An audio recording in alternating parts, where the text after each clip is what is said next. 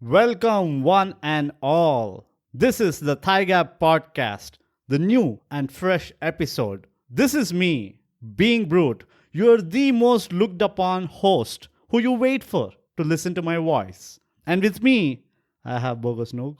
Hey guys, Yeah. welcome back to the ThyGap podcast. But the exciting part, Bogus, We have, a third mic.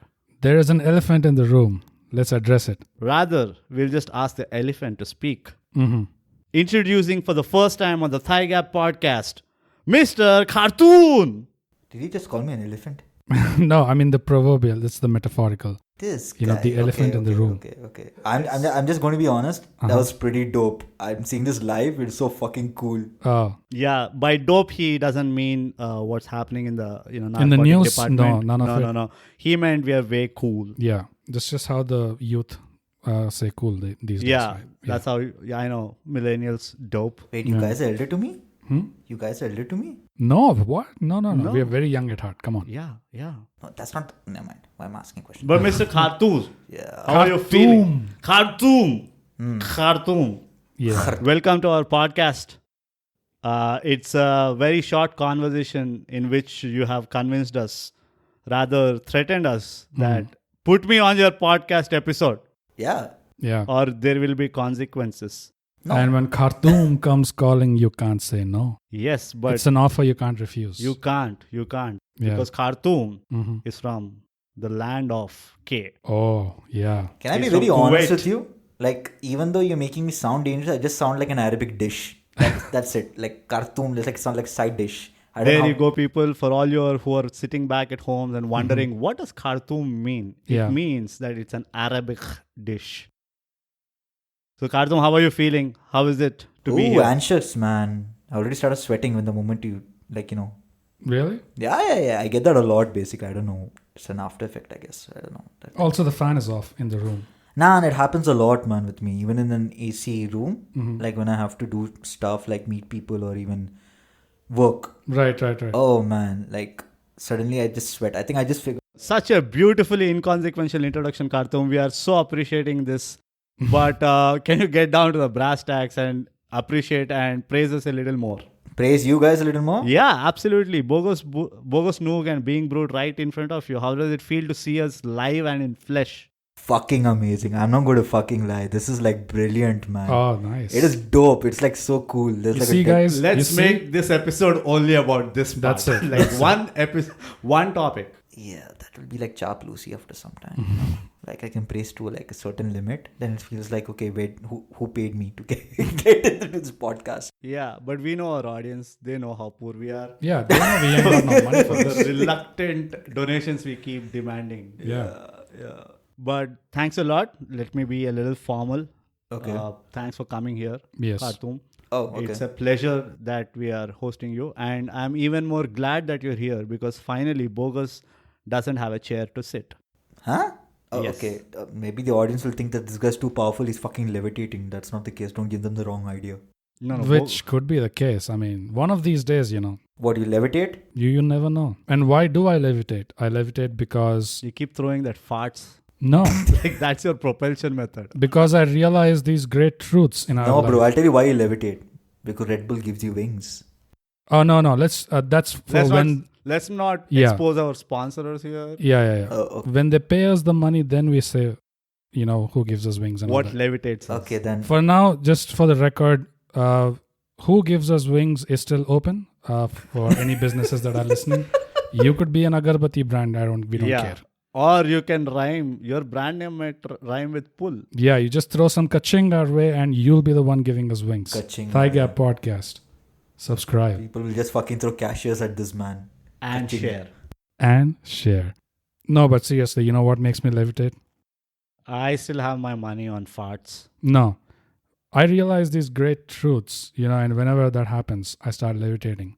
One is that our Twitter is at ThyGap. Whoa, now you're spilling the beans Yeah. about your secret sauce. Because everyone should get this. Why should it be only us? Instagram at at underscore ThyGap. That's right. Bro, do you feel lighter now? Yes, I'm Do you already feel it? half foot over the floor. Yeah. And our Facebook page is at ThyGap. It is. At ThyGap it is now. I can almost touch the ceiling just by like folding my leg. Khartoum, I see your hair blowing in the wind already. You're feeling it. Nah, I'm gone, bro. I just went. And our email is mindthygap@gmail.com. Guys, reach out to us. Let us know how you feel. Khartoum is here giving us his honest feedback, which has been a non-stop string of compliments. By the way, thank you, Khartoum, for that. We really appreciate that. Yeah, Habibi, you're welcome. And Habibi. I got this feeling that you probably were not done, With what? with the compliments. I don't know why. Brut, That's- what did you, how did you feel about that? I just want to, go back to my famous phrase Mhm. that I don't think he even scratched the surface of the Oh, God. compliments that he wants to give That's us. not a phrase. You got to stop It is doing that. a beautiful phrase, Bogus. Just because you didn't come up with it, you're jealousy of my intellect. But Right. Khartoum, this is the time of Khartoum, Yes. right? So Khartoum, please go on. Apologies for, interrupting you while you were praising us. Sure. Yeah. Khartoum, thank you for joining us once again. Just for the benefit of our listeners, could you start off by telling us how you came to be here joining us in the ThyGap podcast? Bogus and Brut Yes. are brilliant actors. Oh, thank you. Thank you. Yeah, one is the funny guy, the other is like The unfunny the thing. C. And we know which is which. That's Yes. not the. Please But go both ahead. are like terrific actors, and I once upon a time was an actor as well, and we both met up in theater, right? Nothing beyond Yes. that. Yeah. Me and Brut hit it out first, Okay. and Bogus was. Late to the party. Yeah, I was late to the He's party. always I late to the joined you party, guys right? Yeah. He's this enigma, like. No, Fashionably Bogus, late. don't Yeah, give please, like no, heavy go words. ahead. Like, Huh? Enigma is the right word. Yeah, like that. That's what I think you Oh, picked the right sweet word. He's like the Dementor from Harry Potter. He's just there. Now you're doing talking. I don't know if that's good now or you're bad. talking. Yeah, it's like The soul sucking. Yeah, he had long hair like Ozzy Osbourne that time, and he always Yeah. in that hoodie. Like I said, you guys were like we met in theater. Yes. Yeah, and after that we disappeared, Yes. and we never kept in touch. I Although I met you Yeah. for one of my scripts, Yep. theatre's play, we right? did discuss. Yeah, we discussed So the play. That Khartoum also is never pointing happened. at That Brut. also never happened. Yeah. Yeah, so then cut to like 3.5 years. Yeah. And your listeners, whatever, like audience, whatever they're known as, they need to know the backstory towards how this podcast happened. And Oh, yes. It's an amazing story. You need to really. I remember first, Roastery Cafe. We met Yeah, long Roastery. back ago at Roastery Cafe. Yeah. Yeah. And I was working on a script. Yeah. I see you guys on one particular table, Yes. Yeah. laptop open, Yes. Yeah. and guess what you guys were working on? Okay, yeah. We were working on the logo. You guys were working on the ThyGap logo. Yep. Yeah. And I was like, oh, it was orange or yellowish first. Yeah. And yeah. you guys were like flipping to the color. I'm like, I think red would be good. Yeah. I said Yeah. something like that. I'm Yeah. not perfectly sure, but I think I said something like that. Mm. And I'm like, wow, these guys are going to open a restaurant. Yeah. That's what I Exactly. thought. That's what I was about to say. Thanks for your advice. Our logo looks like a restaurant logo now. Yeah. Yeah. I Like mean, of a Chinese bundy or something. Chinese Bundy ThyGap. Okay, that sounds weird. Yeah. But that's went down. Now, flash forward to the present. Yeah. Mhm. Your podcast took off, Yep. and I see the logo. Yep. And I shit you not, I don't remember where have I seen this logo. Yeah. Right. But one thing I will tell you is that the script that she was reading that time, Yeah. which I You're still reading the script? I'm- 3.5 years later. what is it, the Bible? No, like I'm reworking on the same story right now, Oh, synchronicity. which comes to my profession. Mm. Obviously, I told that I was an actor with you guys, Yeah. but then I'm an ex-actor. Mm. Now I'm a screenwriter who's working in the film industry per now. Wow. Yeah. Which is practically means I'm jobless. So, but yeah, it is so fucking cool that when you guys started off your podcast, Yeah. like the first episode, and I was deciding to start on the one-line order, like of my script, which is not on halt, but it's supposed to rework. Yeah. Because there's some potential. You understand later Yeah. of life Right. and bullshit. The reason I came to this podcast, Yeah. Measure of Man Yeah. and Marriage, and there's one after marriage as well. I don't remember the title Role as well. models. Role Huh? models. Role models. Oh fuck, that was magnificent. And the amnesia thing was like off the hook. Like that was Yeah. beautiful. And if I'm not sure, is that previous to amnesia, is that the one where you talk about Kailash and all that stuff, or that's amnesia? That is amnesia. That's amnesia. Oh, then that was like off the chain. And there's something else before that. Humor to Humor was another one which were Yeah, is that the one you talk about, like a comedy and something else as well? different styles of humor. Like And- where does humor come from? Yeah. Oh, So, like yeah. that was okay because obviously those were the starting episodes. Okay.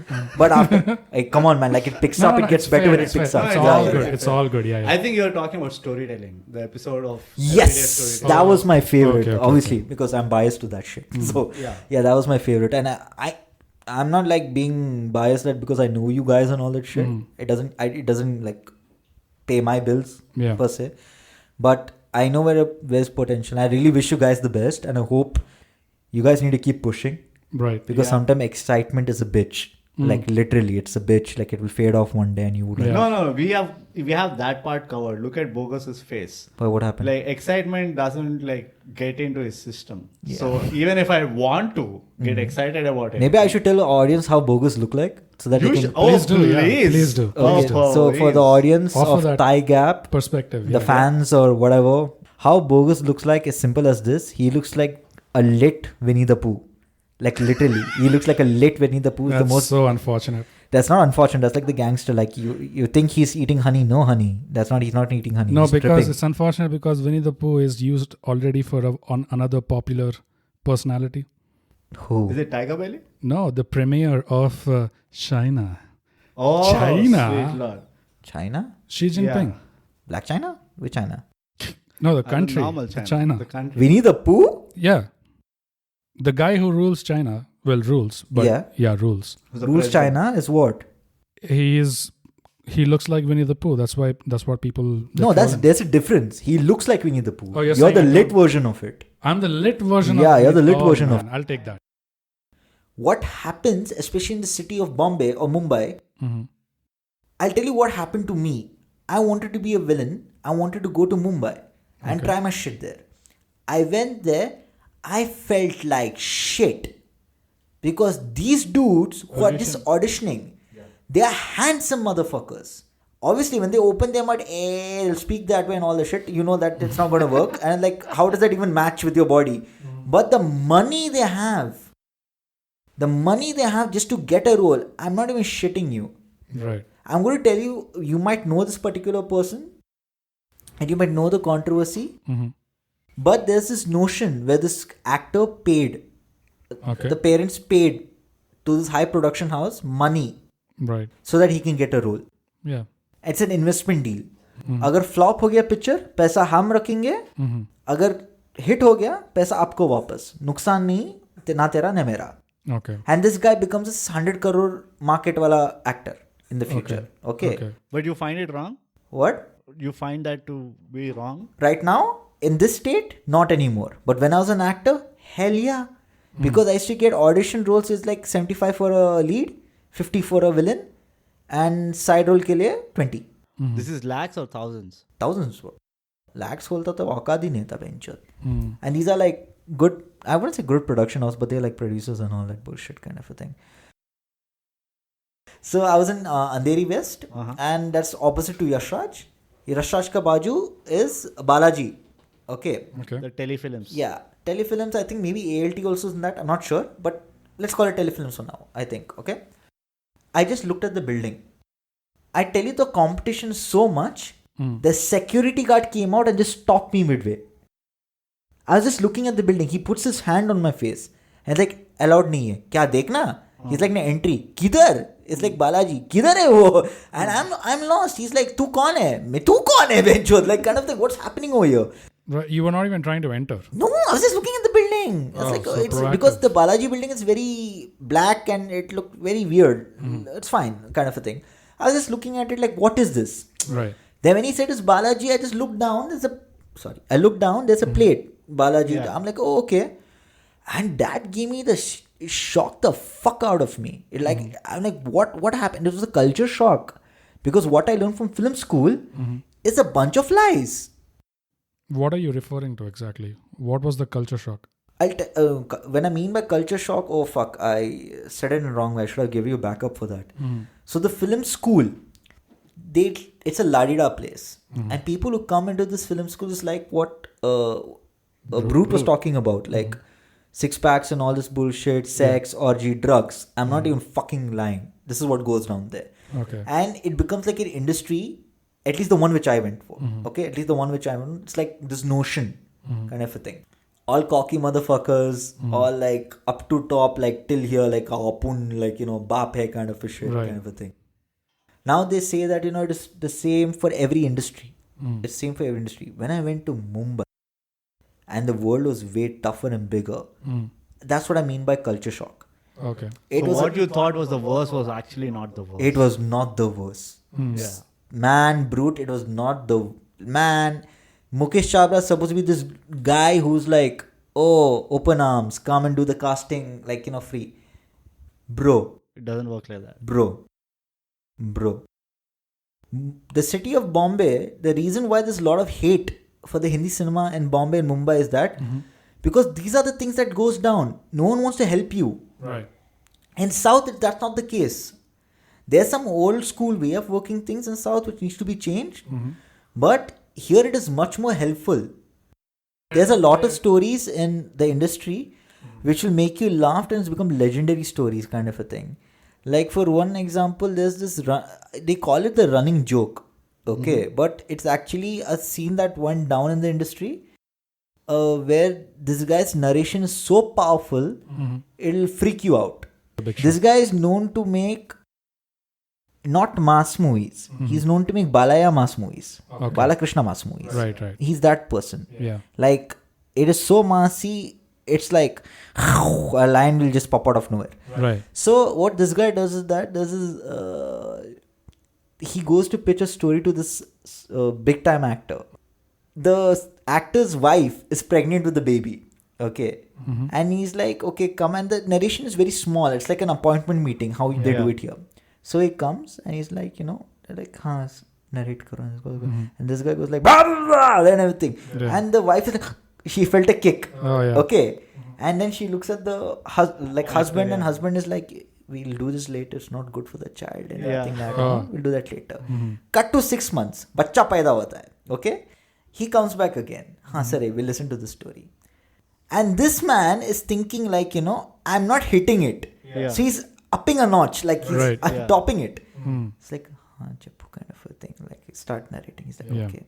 Cuts the head. The kid starts crying over there. Okay. And now the baby is crying like next time. He's like, see. It's not good for the baby. We'll postpone this meeting kind of a thing. Cut to 8 months or 1 year Come later. back when he's 2 years old. Okay. Cut to 8 months later. Now this guy has another child. Oh, wow. Star has another child. Okay. Again that Who is this guy? I'll tell you later once it's done. Increasing the nepotism challenge. Okay. He comes. Okay. He comes again.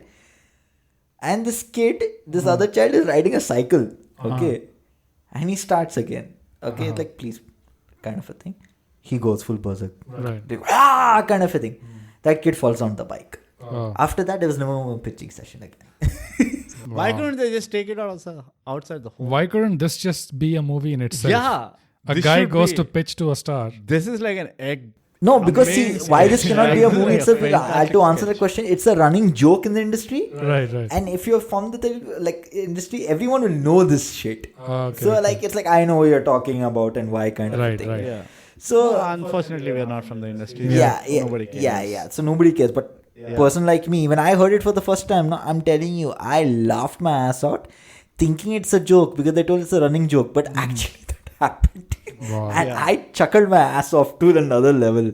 So you hear all this kind of stories and everything, like legendary shit. Like you know. No, but industry is a very funny place. It's a very funny place. I've heard stories so weird. I can't recollect. Yeah. There's nothing on top of my head. But stories as to why a person rejected a story or a movie. You know Rajkumar, right? I'm sure I might know. The actor Rajkumar. Oh, you mentioned that. Johnny, that guy. Yeah, Yeah, old yeah, Hindi yeah. actor. Yeah. So you know why he rejected Zanjeer? He But- didn't like the director's face. Yeah. Oh. He rejected Very the story weird because stuff. of that. There was another movie, I think Devanand or someone. Yeah. Rejected a very big ass movie. Oh, okay. Because they didn't allow him to wear the dresses he wanted to wear. Oh, okay. So basically, why writers don't get bound in the industry is the one major thing is that because public don't give a shit about writers. That's the number one thing. Okay. And to be honest with you, I'm not going to say it's changed as such, because the last person who did that, made it like screenwriting popular, was Salim Javed, I think. After Surely.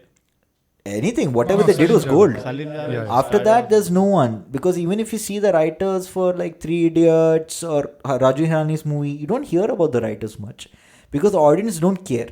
Or the viewers don't care if you're a writer, kind of a thing. And also, it's this ideology of team writing. You know, how will you give credit to a particular writer when there's a team involved? But even in a team, there would be a hierarchy, right? That's what I'm telling you, right? So obviously you will get the credits, right? But what is the benefit of doubt, kind of a thing? What They'll you get will- exposed, right? Yeah, you need to get that. Oh, you had like 30 people to write, then I'll also write. But I'm not sure if I buy this, public doesn't appreciate kind of. No, it's true. It's a true fact. But again, I don't know I don't know the word appreciate is sensible, but I think public is indifferent to who's the writer. but then again, is it the public's business to know who the writer was? Because ultimately, the writer is basically making the movie better, right? No, it doesn't work that way. See, you guys, one thing you don't understand is that, see, whatever we write, there are multiple scripts I have worked upon with certain independent directors or for a production house and everything. When I look back at it, after some time just to work upon it, it's shit. It's shit. I'm not going to lie. Okay, because one... On the right screenplay that you've written. Yes. It's me. I'm talking about me. And I can imagine for other people. Only difference between them and me is that I'm being brutally honest with this factor. I might be a good writer, but sometimes it's shit. Shit comes out pretty evident. If you are a writer, do you or don't you want to see how the story is being told? Of course. Like you have written a script, right? Now you've read the script. You are satisfied with it. Like, yeah, great script. Like this is the best I can do right now. Yeah. Do you want to see how it is being translated? Like how is it being executed? Like on screen On or on screen. sets? However, on screen, obviously on screen, the final product of the script is what? The movie, right? Or say you've written a web series, the final part of a web series. Whichever it is, do you itch to see how it ends up? Wow, man. Really, I don't actually. You don't? Then you're a true writer. Like you basically are a writer. Because see, the thing with me, I was very clear. When I first got this knack of writing, I'm a storyteller. My job is to tell a story. Because sometimes I will not get an opportunity to narrate a story. Right. My whole game is on the paper. Correct. So when you read my scripts, my detailing is so crisp. You will feel the ambience. You might sometimes smell it. You will sometimes see the character, what he's going to do. I describe the full thing, like the character stuff and everything. And that's my thing as a writer. I perfect it because I know for a fact I'm not going to direct it. And this is my gift that I have, that I do for my skill, that I have to sell it forward. Yeah. Sadly, I can't narrate well. I'm still trying to fix on that part. And I think writing But why do you want to narrate if you just want to write? because I have to sell my script at the end of the day, right? I'm not one of those He people has to that someone narrate is it, coming towards me to write. Not a big person is coming to me to write a story kind of a thing. I have to find my own projects, go somewhere, right? Okay. If it is a work thing, it's a different ballgame altogether. It's just writing. But for my own project, it starts off with your own project. Everything starts off with your own personal shit, right? So what I'm getting is your itch of wanting to tell a story is being scratched already when the director listens to your narration or accepts or greenlights your script. No, my itch for storytelling is done when the end is on the paper.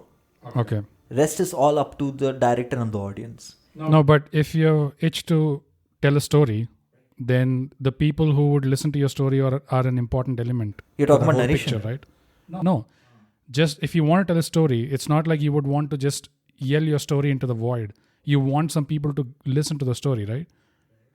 Isn't that part of the itch or the fulfillment that you want to get? Yeah, but as a sometimes storyteller? what happens, you have to come to this acceptance in life, or at least in your work, that, sometimes it might not be the case. Sometimes you have to do that internal suicidal torture or killer kind of a thing where, like, sometimes what you're wanting to tell will not come. Khartoum, Let me just remind you that this is a comedy podcast.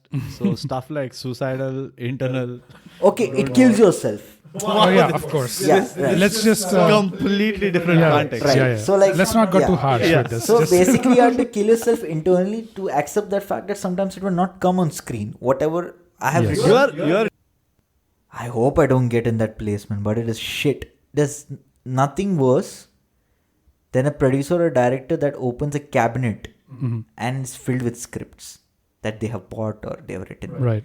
And there is a pure 100% fact that my script will end up there, even though that itching thing you want. Possible. Yeah. No, it is a fact. I'm telling you, I met this director dude in Mumbai, and he met one of his friends who's an established director. He's a big time director. बहुत बड़ा comedy pictures कर रहा है.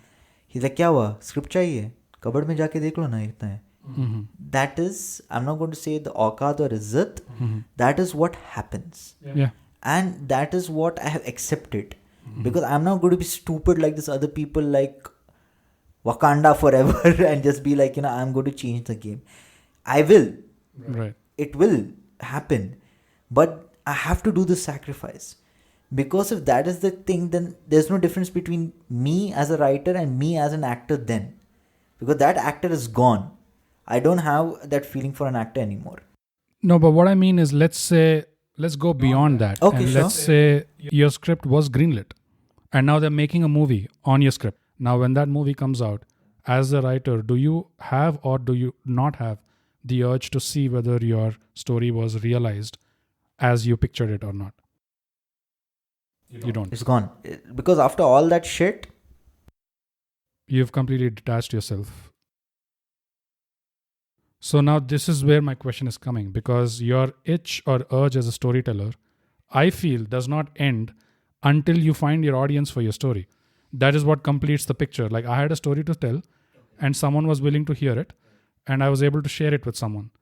So this is not getting fulfilled here from what I'm seeing, right, of course, yeah. right? Because you've already detached yourself. Right, but see, what I'm trying to say that as a storyteller, I know where to end it, where my job is done. You see the difference? But are you Do you feel as a storyteller, Can you call yourself a storyteller? if no one's hearing your story? See, it is not the fact that no one is hearing my story. Understand that factor. You're talking from the audience point of view, right? From your audience From point your, of view, your point of view. as the storyteller, you need an audience to listen to your story or be exposed See, to it. when you're saying audience, I'm trying to get that right. Are you talking about the people that go into the theaters audience? Yeah. Right? Yeah. You define. Right. Let Now, me see, what clear I'm telling as audience is that, see, I have to meet actors. Right. I have to meet directors. I have to pitch to a producer. I have to pitch to all three of them as well. So this is your audience. That is my audience. And if they are happy with the story, Then only it there will go forward, your right? job is done. And then obviously 100% chance that is going to be like out of 1000%, it's like, 200% kind of a bullshit, is that what you're telling will get screwed. Because what I mean by screwed in a good way, it's like there's a high chance there's two scenes in your script which can be just fit in two metaphors in a shot. Yeah. Right. And it's a fact. You have to Yeah. accept all this. Yeah. As I'm speaking to you right now, my heart hurts. It actually is painful just talking about it. But Bogus. Stop. fuck. No, it's not paining anymore. It just scared the shit out of me. But it's a fact. That's what happens. And these are the things like I discussed with you and Brute. Initially, what is the topic I wanted to talk about? These are the things people need to understand. Okay, as a writer, as an actor, as a director, oh man, you have no idea what the producers go through, man. And Sure, yeah. bro, when they tell that, they read thousands of script and they all are shit. I don't doubt it. See, when I first time that Roastery Cafe wala story which I wrote, right? Yeah. It's titled The Brotherhood. Okay. Yeah. So I went and I wouldn't say personally pitched, like in your face. Maybe few people have done that. But obviously I approached production house and everything. And bro, Why Not Studio? The one who did Vikram Veda? Have you heard of I Vikram heard Veda? the name. I have. Dude, I'm bad. He's Vikram Veda? Have you heard of Vikram Veda? No, but I Tamil heard the movie. name of the studio. Right. Vikram's movie, right? Huh? No. It is Maddie and Vijay Sethupathi. So I approached that production house. They liked it. Okay. And I screwed it up because the way I pitched the story. Yeah, I told it's a kick-ass movie. And right then and there, they didn't even bother reading the screenplay. Okay. But coming back to the other production house, I went in and pitched. Because you said it was a kick-ass movie? Yeah, man. Obviously. What Just the word. Huh? The word kick-ass is what triggered them? Or like Obviously, it triggered me, man. I understood it was out of my hand. Who the... Like... Man, you're a guy who's... your job is to get story. I suddenly come and say it's a kick-ass story. You'll like... Right. It kind of reminds me of Brut's Parcels. But yeah, go ahead. Yeah. Ooh, damn. It's not a good callback. It's not a good comeback, but I didn't expect that shit to come out like now. It took him 3.5 hours to warm up to that comeback. Nah, he just After fucked you back, so I can't. But I got the clarity, which is your audience as a storyteller is the director. That's me, and that's the me, huh? actors. That's Yeah, me, that's that's you. me, that's me. And you feel your job is fulfilled when I didn't say that. you hit the... I didn't say that. I'm forced to do that. You're forced to do it. I have But to. given a choice, But you that's what we're yourself- asking. Given a choice, still, I'm still on that part. Then how are you forced to do it? If you're That was your choosing to, choice, I like- thought. When I mean forced to do it, it's me forcing myself to accept the fact like my job is done here. You understand? Okay, and when I when you mean say I to do was it, forced, you're the one forcing yourself. yeah. See, you should understand one thing. It's like, This is like Karthik calling Karthik. see, it's a very contradicting thing. It's very hard for you to understand what I'm trying to tell, because you have to dwell into your own alone time to understand these factors of life. You understand? And No. Can you like, I think you have to break it down a little, because what I don't understand is, and I'm being very genuine here, right? Because even when we were writing our own yeah, sure. scripts or whatever, Right. the itch just started when we finished the script. You know, when we finished the script, Yeah. is when the itch started. Okay, now we need to get into Production. executing Make this. Right, Right? right, We gotta make this shit and see how things will come up. Right. And we didn't know how that feels, right? Then we did this one sketch out of like, I think off the cuff. We didn't even like go deep into it. Whatever we thought was necessary, we did it. Got like a bunch of people who we didn't even know who could handle a camera or not, like what is lighting, nothing of that sort. And when we did it, and when we realized that, okay, we were like 80% there to what we wanted to get out. And that's when that whole concept of that fulfillment came. Okay. Now, we are speaking from this experience. I'm not still going to the point that it is like a feature film or a web series. Got it. Right? But purely from a standpoint of a guy who writes a story in the intention of telling the story, right? Irrespective of which format or which medium, whether it be a theater play, may it be like a radio show or whatever it might be, right? The writer's intent of writing a story is to tell the story to the ultimate audience. Obviously. Right? The general consensus is, so I'm writing a story so that end of the day, like a bunch of people will respond to it, right? Or react to it. Yeah. But when you come and tell us, and correct me if I'm wrong in understanding you, when you're telling me that, hey, I forced myself not to go to that point, rather stop myself in pitching the story. That's where that's all the distance I want to go to. No. Right? When you say that, you can... No, what I got was that you just don't feel the need to find out if the final product was matching your story at all. You're completely detached from it. Thanks I have for to. reiterating, Bogus. That's I have to. I know maybe that force word came out pretty strong, but I have to accept that fact, and it's an acceptance. But you know what's a funny thing though? If I do go to the theater to watch my movie or watch it on the OTT thing, I'll watch it as a pure audience. That's a different thing. I'm just saying that. I'm just putting it out there. I know you have to because that's how you can evaluate or be critical about your work. But you know what's a fucked up thing? After film school and being in the industry, the fun of watching movies is ripped apart. It's no more because fun. Now you know what's happening in the back, behind the scenes. So this is something common in the stand-up world as well. Is it? I mean, yeah, because stand-up comedians, they have to go on repeating their sets. The same thing they keep repeating, they just go different places. So say for example, if like Bogus is doing a tour, you take the same material and go everywhere? Yeah, at one point of time, you have like 45 minutes, which is what you prepared, like one set, which could be a special that you're hoping to make.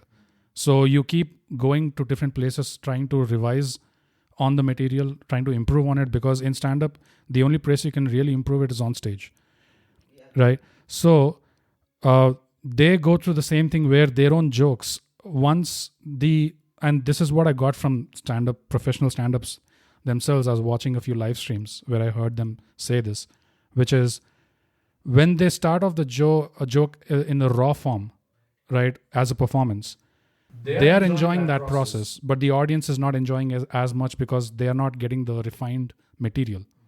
It takes them, stand-up comedians, it takes them a while to refine the joke, have all the right tags and the punchline and everything.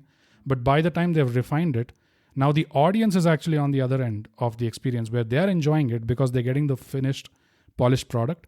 But by then the stand-up is already jaded because he's done this, the same thing again and again. Whoa. And he's in the mechanics of it. He's going through fine the tuning. motions. Yeah. I know. So, where I feel a writer plays a very integral role or helps the director a lot is giving that third man's perspective. Often what happens, they call the director's blind spot. Right. They want to tell the story in a certain way. Right. And they are so focused in telling that story in a certain way. They miss out a huge part of how do you actually connect the story to an audience. Right. And a writer is actually looking at it from the outside. Yeah, Because he's exactly. not That's a job. participating in That's that. a job. That is the job. So he goes and says like, hey, you know what? He pitches like multiple ideas and all. And this is another common thread that I see in general with all great directors, all good directors. They give the importance to the writer in this sense, where they want the writer to pull down the collar or pull down the shirt. You know and what's say, the best hey, thing dude. about this? I'm happy that you know about it. Yeah, I know a lot of things. Khartoum, That's you cool. let me rephrase. Right, okay. Reiterate the greatest phrase of our podcast. You haven't scratched the surface of the worth of being brute. Claps, guys, claps. That doesn't sound like a phrase, right? Exactly. It is a great phrase for ThyGap podcast. Yeah. No. It is the best. Direct audience Take it feedback. and leave it. This is a take it and leave it. Yeah, I'll scenario. definitely take it and leave it. So yeah. I'll do that. But but this is what I'm talking about. Many people don't even know this shit. I mean, he's into it, kind of. What do you mean? I mean, movies, writing, or whatever. He's Dude, into I'm it. talking people in the industry also don't know this shit. Okay. That's what I I'm didn't know talking. that. Yeah, no, there are many people that way. Because see, they're blind goats everywhere, man. They'll be like, what is the emotion of this story? Arey, I'm going to write this, I'm going to write it. Man, first of all, half of the people don't know what they're writing in their own screenplay. Kind of a situation. But many people don't know this thing. And first of all, you have to have that blessed director or a filmmaker to allow you to do that. Right. Otherwise, Pull the him shit back. wouldn't have worked. Yeah. That's why the directors who are great, and I repeat to the audience, that's why the directors who are great do this shit. Because they know that somewhere down the line, I'm going to overdo it, Right. and the writer will come and smack me with this shit script. And you know what's the funny thing? Those people who do that from the team of like 10-20 writers, or obviously I'm exaggerating, 10-20 writers and all, that guy will suddenly, like, he gets this boost. Right. Positive impression. Yeah, he gets this impression kind of a thing. And they're like, who's this guy to go against you? And obviously politics does happen. That is nothing new. But when he does that, they expect that shit to happen. Yeah. And when you don't do this, that's when we're like, shit. You know what I mean? Be it the producer, be it the director, they'll be like, shit, kind of a thing. Same thing, like what writers to the director, directors to the producer. True. They will do the same thing. They'll pull it on, bro, you do this, you're going to lose a lot of money. Right. And the reason is not this. You're not thinking straight. Right. Right? Right. That stuff. And they want you to do this. But some people will... Yeah. Some people, you don't know what it. Suddenly you'll be like, who's doing that? Like in the middle of nowhere kind of a thing. Like, But man, I'm really happy that you do know the stuff. I spread happiness, Khartoum, always. So that was a lengthy conversation. Yeah. Khartoum, bogus. You pointed at me 73 times. I'll remember that. Okay. Khartoum, you spoke for 73 minutes non-stop. I remember that too. Nobody did that in our episode till date. Yeah. So that concludes the podcast bit, the episode bit about our topic. Right. And now, Khartoum, the reason why you have come to the episode to record with us is to be a part of the greatest ever podcast section. We can self-proclaim that, right? I don't think there's an issue. Jangis can't do shit to us. Nope. This is the Parcel section, the fan favorite, Right. the public demands, and my mother's scoldings. So this is where we give our recommendations. As you are the guest, Khartoum, the stage is yours. Please give your parcel to our audience. So yeah. Since I also have a parcel, but I have two. You get one. I get one? Yeah. Can I Pick just take two? Pick one. Pick one. Come on, Otherwise, man. we have to cancel Bogus's parcel, which I am very tempted to, but that would be unfair. Ah, shit. Okay, fine. I'm going to go old school, and they're also pretty desi.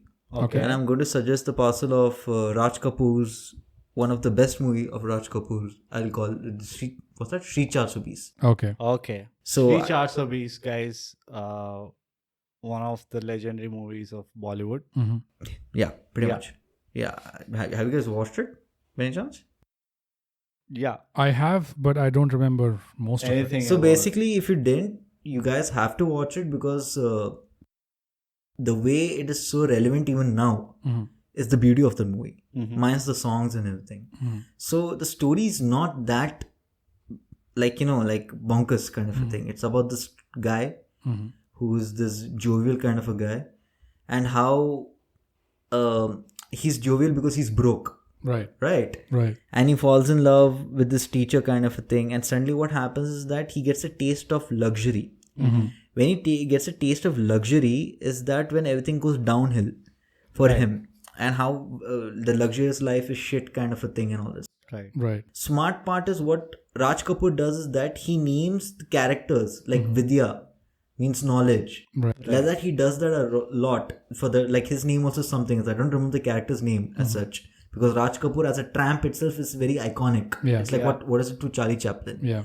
So those who have not watched Shree 420, because people say like, it is shit and everything. People need to watch old school stuff. And I mean, old school stuff is not sticking like to Amitabh and Rajesh Khanna. Right. So there's a reason I picked this particular movie. Because he's one of these gems who was a filmmaker and an actor. Right. To have that combo and still make it work in that time Right. was a very big deal. Right. To pull out certain emotions and make it still relevant is a very big deal. Like I said, the opening sequence only what he does is that he's not obviously opening sequence, but in starting of the movie itself, this guy slips in the mid starting of the movie. He slips on a banana. Okay. And he what happens brief is that when lady slips on a banana, that's the heroine Nargis. So everyone laughs. He also laughs. When it happens to him, he flips his lid. So certain things like contradiction, all that's there in the movie is very beautiful. Right. But the best part about this guy, he's broke and he's happy. Right. And when he's not able to understand rich people's life and all this bullshit, he gets distorted. Right. He gets very distorted from inside kind of a thing. So that's the parcel. I had another movie as well also. It's a Malayalam movie. But since I have only one, so Shree 420. Raj Kapoor's Shree 420. Shree 420 of Raj Kapoor. By any chance, do you know which year it came in? Not a clue. Has to be in it came 50s, I in guess. sometime before 1980. That's a safe bet. Well, considering you wound it up pretty quickly, do you want to go ahead with your Malayalam movie as well? Oh, really? Yeah. Cool. Dope. So this is a Malayalam movie called Midhunam. I'm not pronouncing it right. It's Midhunam. Nam, I think it is. Right. So it's a comedy drama. Yeah. And it's Mohanlal's movie. So what's funny about this movie, even it's made in the olden times, it's still relevant. Okay. Right. Till date. So what is this guy's deal is that this guy wants to open a biscuit factory. Okay. And he tries his best, okay, with the government and obviously, what happens and all that stuff. At the same time, he has to deal with his family, a very dysfunctional family.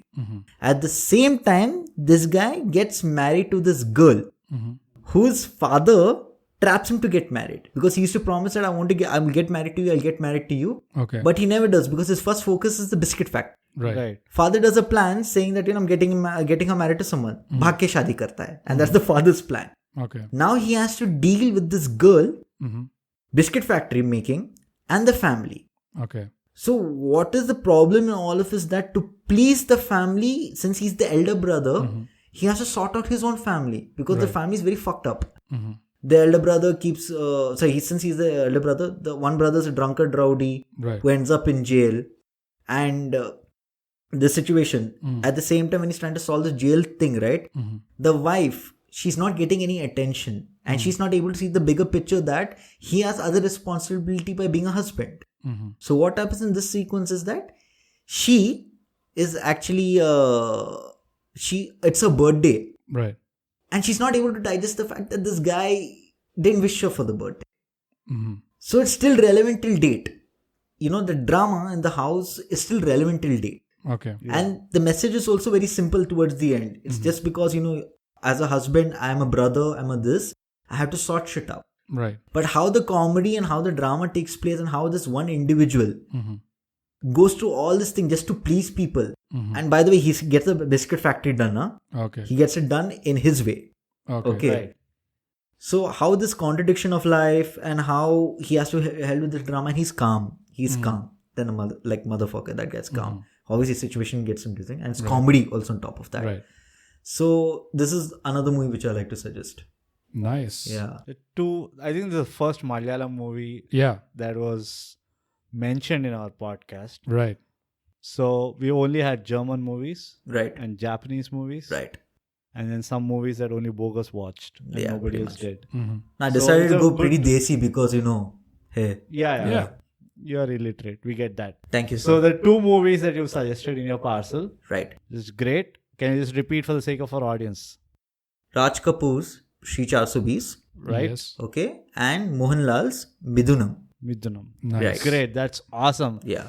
That's the part of the guest to speak. Mm. And so to speak, now the host shall give out thy parcels. Sure. So, Brut, go ahead. Thank you, Bogus, for very politely stepping aside and letting me do my piece very fast. Of course, ladies first. Go ahead. You realize that I did this shit?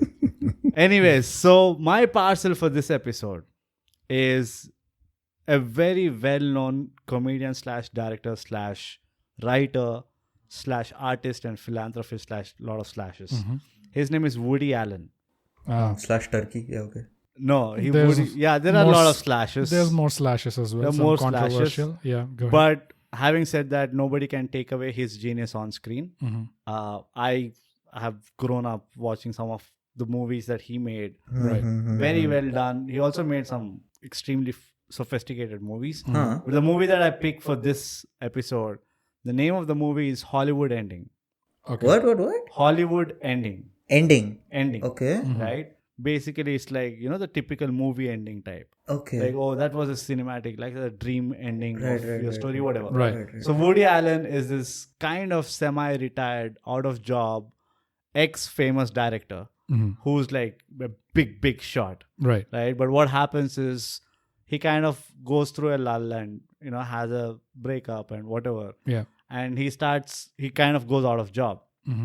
And what happens is he's basically not satisfied with what the kind of work he's doing, especially from what stature he came, right?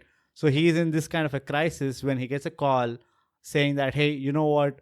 There's one movie which we want you to do, which is of his ex-wife, right? Okay. So he has to do a movie with his ex-wife, and his ex-wife is now dating the studio's big boss, Right. right? So as if that is not enough, what takes like an evil turn is, I don't know what it is called. It is called psychosomatic. Am I pronouncing it right, Bogus? Yeah, I guess. Yeah. As if you have an Oxford dictionary, you are confirming. He develops blindness. So the moment he hits the sets, he develops this psychosomatic blindness, right? And he can't see shit. And so whoever is backing him up in the studio try to like continue the farce, saying that, okay, don't reveal anybody that you're blind. Let's get through the movie. Right. And this guy is a perfectionist on top as a director, Woody Allen. His character's name is Val Waxman. And the whole story is about how he completes the project, like how he completes the movie. And he has to deal with all these executive decisions. You know, he has to design the set. He has to figure out who wears what. Right. And he does all that while being blind. Right. So it's kind of a lost gem in all his filmography, because I really like the way the movie is, right? Especially, I mean, it's a pretty good cast. There's Street William, there is Deborah Messing, there is Leo, Tia Leone. Yeah, Tia Leone. Tia Leone and Woody Allen himself. Pretty strong cast. But again, like any other Woody Allen movie, the whole movie revolves around him, Right. which is kind of a trademark, right? Oh, But okay. you have to really check it out. It's a very simple story, but put in a very nice way. Like you don't expect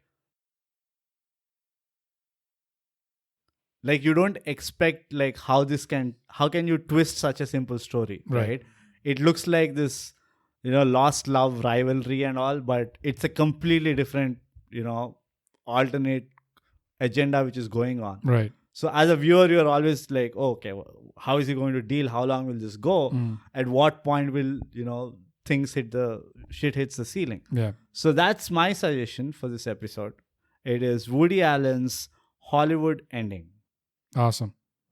Claps. I never watched Woody Allen movie, so I think I'll take this. You should. He's pretty good.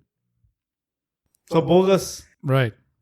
we all are ready with our notes Yes. and additional papers and dictionaries and encyclopedia and also the world map, just in case. Just And You a never know. And a stopwatch.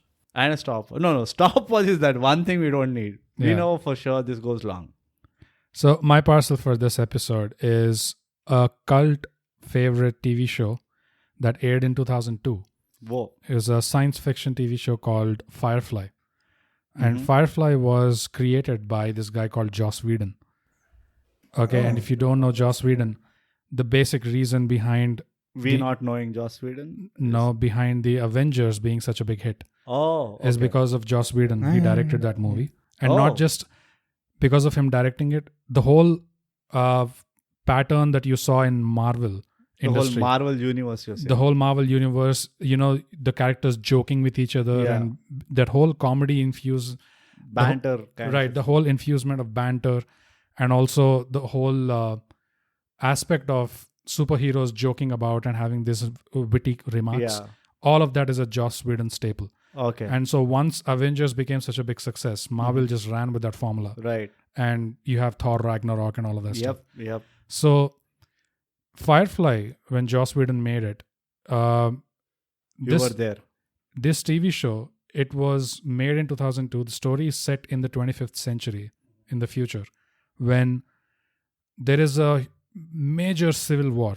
Basically, humanity is in space now. They have populated planets, right? And in space, there's a major civil war because USA and China are the two dominant powers, and now they are coming together to form an alliance. So whoever is against this alliance and this consolidation of power, right? They're basically on the other side of the civil war. And so what happens is the alliance wins the civil war, and they get total control of the galactic, Complete. whatever sphere of influence they have. So in the outskirts of the galactic, their sphere of influence are still areas that are unmonitored that much, and that is where all the black market and all the shady shit Right. goes down. All the black market deals, right? And this is nothing but just bartering goods, Right. because everything else is in control by the alliance. Firefly is about a ship called Serenity. Okay, and Serenity has 9 crew members, and the story revolves around this crew. Okay. The captain is called Captain Malcolm Reynolds, and he used to be like a commander or a major in the army, and he was fighting for the opposite side that lost. Right, so he has he especially has reasons not to go or not to get noticed by the alliance because he's a war criminal in their eyes. So he takes this crew and they go about in these outskirts, in the space that belt, and they keep doing these odd jobs just to survive. Now, one fine day they come across a couple, a guy and a girl who is his sister, who's the guy's sister. Yeah, generally couples are guy and a girl. No, I mean they're brother and sister. Oh, Okay. So then they're not a couple. They're a These couple? two, The these brother two, and sister? yeah, these two people, they're not a couple. I'm just They're saying. siblings. Okay. Siblings. Okay. They are on the run from the alliance for some reason. Okay. And when you look at them, these two people look posh and High society. like rich, whereas Malcolm Reynolds and his crew are all just looking like you. like they're just everyday working class kind Yeah. of people. Laborers. So the whole story changes when this pair of siblings takes refuge in The ship. the Serenity with this crew. And they just tell them that we are on the run from the Alliance. And because the Serenity crew also has a sentimental attachment to that, they're also anti-authority. They kind of take them in. And the idea is they'll just drop them off at another planet. But before they drop them off, they learn of a very deep, dark secret that the girl has about herself, which is the reason why Alliance is chasing her. Tell us when to gasp. Okay. And that is when this crew learns about the secret and how they manage To not drop off the girl. to run from the Alliance. And also you have, because of the writing, you can imagine, Avengers, etc. Yeah.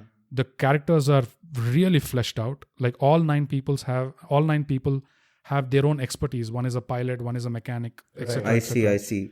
So all of the characters are so well fleshed out that you'll never forget the characters once you watch the TV show. I see. And what I want you guys to know is, after one season of the show, Fox cancels it. Huh? And yeah, just after one season, Fox cancels the TV show. And the people, they go up in such uproar. And they start a campaign, like bring it back, because the fan following was huge. Oh. So ultimately, How many episodes was one season? about 11 or 12. Okay. Or 18, I guess. I don't know. But I don't remember. But ultimately, the pressure was so much that NBC agreed to buy the rights from Fox, and they made a movie to sort of wrap up the story. Because after one season, it was kind of cut abruptly, right? So they gave them a chance to make a feature film and wrap up the whole storyline, basically. And they made a movie called Serenity.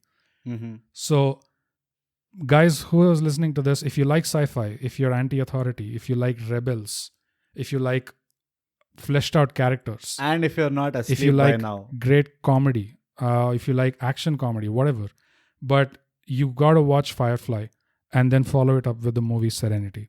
That's my parcel. Where do you watch it? Figure it out. Where did I watch it? I should figure that out. The world is your oyster. Yeah.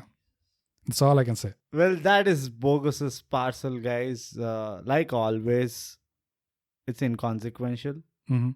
But Firefly and Serenity. So technically, you are like sequeling your No, it's the same story. Parcel. It's Huh? the same story. It's the same story. But I one mean, is like continuation. I see. one is like a web. So the universe is the same. Okay, Yeah. got it. So that's great. But You it's wrap- one of the best Oh, you're still not done.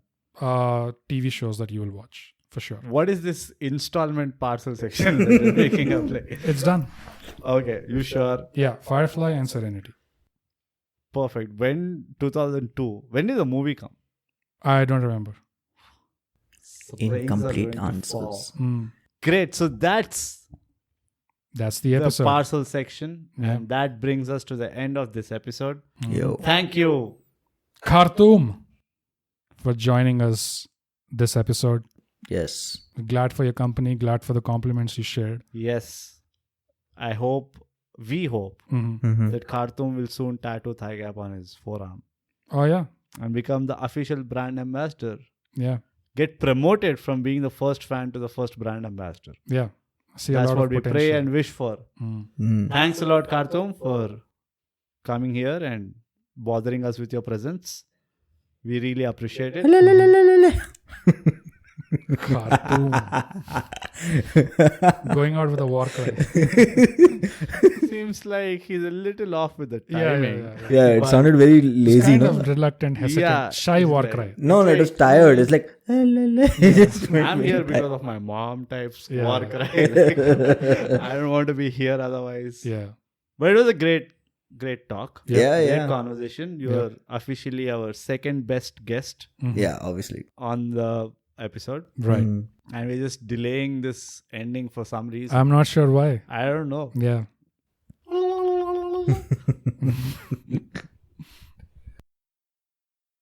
Hey, thanks for listening. You can follow this podcast on Spotify to get notified of new episodes every Thursday. We're also on Apple Podcasts for those of you who have partaken in the forbidden fruit. If you liked what you heard, leave us a 5-star rating and a comment. Say anything like the quick brown fox jumped over the lazy dog. A rating and a comment really helps us out. It's free, and I'm told that's a great price. But enough about us, huh? Tell us about yourself. Leave us a comment. Our Twitter is @ThyGap, and we are _ThyGap on Instagram.